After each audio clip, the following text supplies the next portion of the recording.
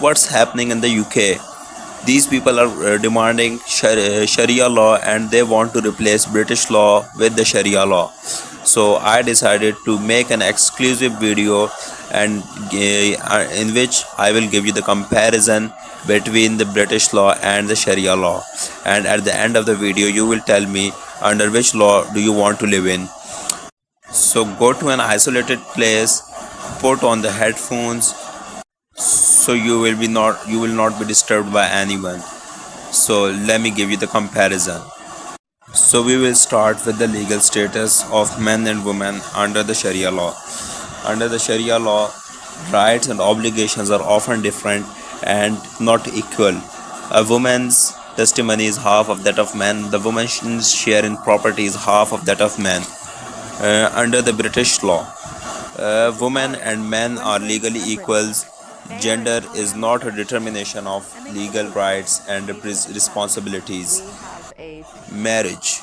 Under the Sharia law, a contract with gendered roles, the husband is typically financially responsible, called as nafaka.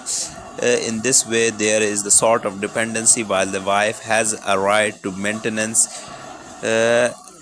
Consent is required, but practices like guardian consent vary. Without the consent of her guardian, she cannot marry with any man.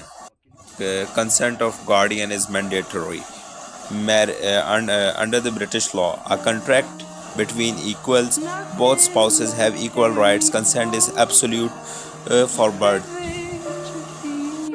Divorce. In the British law, equal access. Both men and women can petition for divorce on equal grounds. Financial settlement aim for fairness. Under the Sharia law, it's asymmetric. Traditional law allows men a unilateral right to divorce. A woman can seek divorce through judge, often by forfeiting her financial settlement. Inheritance. Under the British law, equal access. Sons and daughters inherit equally. A spouse can will their property to anyone. Under the Sharia law, a daughter typically inherits half the share of a son. The rules are complex and fixed, leaving little discretion.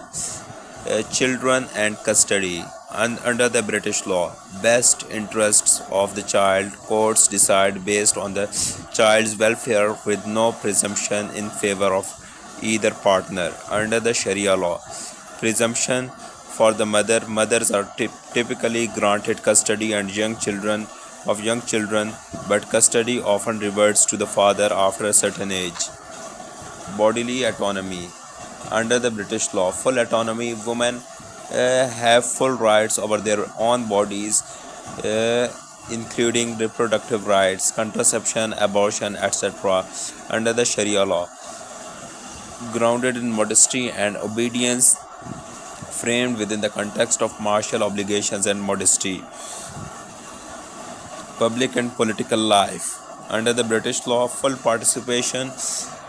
Women have equal rights to vote, hold office, work, and participate in public life. Under the Sharia law, many modern Muslims majority countries have female leaders, but in the light of hadith of Prophet Muhammad, Sunan an-Nisa'i, hadith number 5388, it was narrated that Abu Bakr said, Allah protected me with something that I heard from the Messenger of Allah.